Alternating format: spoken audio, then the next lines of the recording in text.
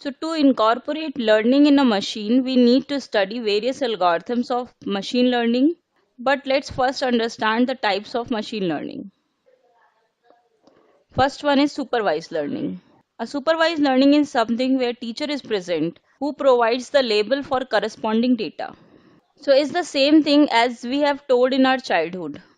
We have already seen a computer can only see a matrix of intensity values. Therefore, all the ML algorithms are based on mathematics, statistics, and probability.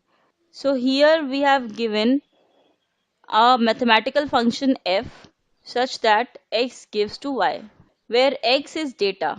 It is a set of attributes which can define an object, where y is its label. For example, for us, x is this image of a green python, whereas y is its label.